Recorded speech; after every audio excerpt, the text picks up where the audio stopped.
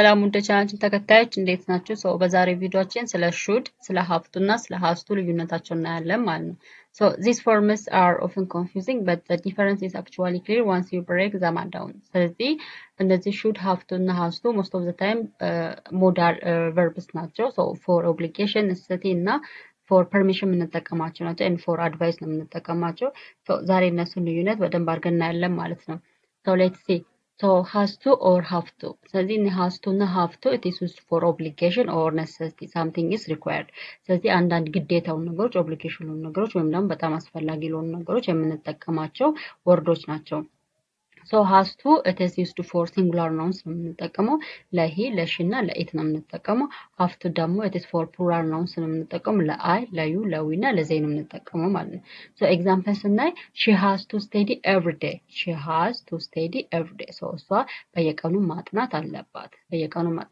ስለዚህ በየቀኑ ማጥናቷ ምንድነው it is አስፈላጊ የሆነ ነገር ነው ማለት ስለዚህ it is necessary የሆነ ነገር ነው ስለዚህ it's always necessary የሆነ ነገር we use has to or have to for singular nouns and have to ደግሞ for plural nouns ማለት ነው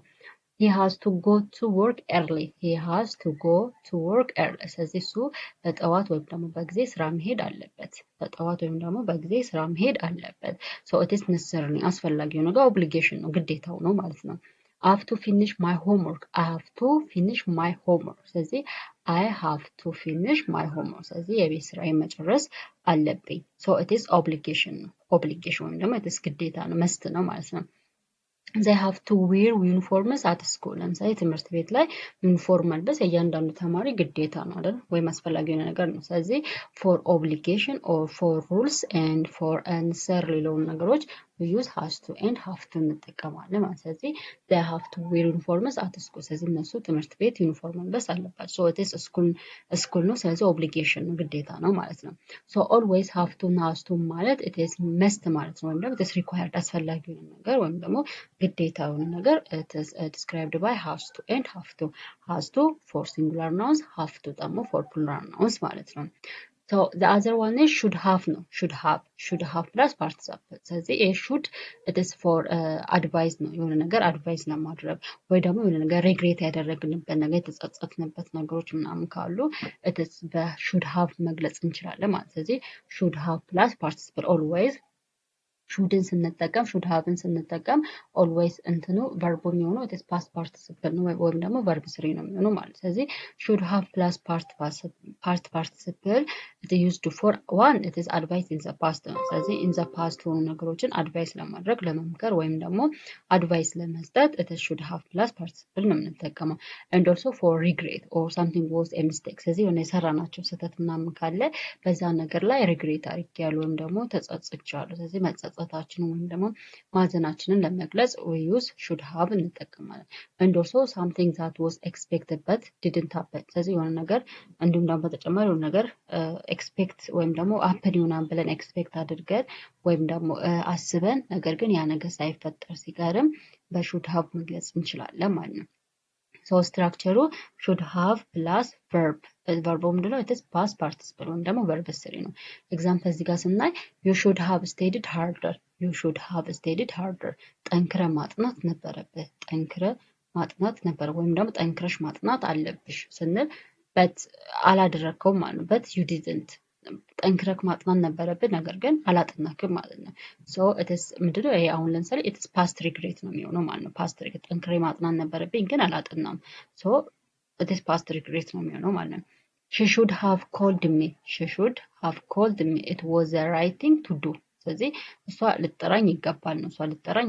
ስለዚህ ትክክለኛ ማድረግ ያለባት ነገር ነው ማለት ነው they should have arrived early ስለዚህ እነሱ በጊዜ መድረስ አለባቸው ያ ማለት ነገር ግን አልደረሱም ማለት ነው አርፍደዋል ስለዚህ ካረፈዱ በጊዜ መድረሳቸው ጥሩ ሆኖ ሳለ ነገር ግን አልደረሱም ስለዚህ ኤክስፔክት አድርገው ነበር በጊዜ እንደርሳለን ብለው ኤክስፔክት አድርገው ነበር ግን ካልደረሱ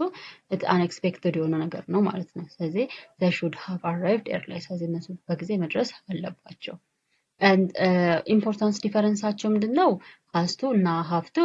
as I told you has to for singular nouns ነው it is to describe obligation or it is necessary የሆኑ ነገር አስፈላጊ የሆኑ ነገሮችን ለመግለጽ have to ደግሞ for plural nouns ነው ስለዚህ it is has to or have to it is for obligation ነው and it is also it is a present tense ነው ወይም ደግሞ it is present or future tense ነው መግለጽ የምንችለው should have ግን it is regret ጸጸትንባቸው ነገሮች ካሉ ወይም ደግሞ past advice አለፈ ነገር advice ወይም ደግሞ ምን መከር ከሆነ we use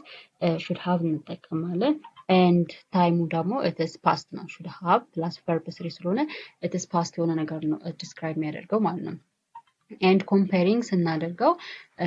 ለምሳሌ እዚህ ጋር she has to study so እሷ ማጥናት አለባት ነው ስለዚህ it is ነው she has to study so እሷ ማጥናት አለባት ስለዚህ it is አሁን ወይም ደግሞ ወይም the future ሊሆን ይችላል it is necessary ሊሆን ይችላል ስለዚህ እሷ ማጥናቱ አስፈላጊ የሆነ ነገር ነው ማለት ነው she should have studied she should have studied ስለዚህ እሷ በማጥናት ነበረባት እሷ ማጥናት ነበረባት ስለዚህ past ነገር ነው ማጥናት ነበረባት ነገር ግን አላጠናችም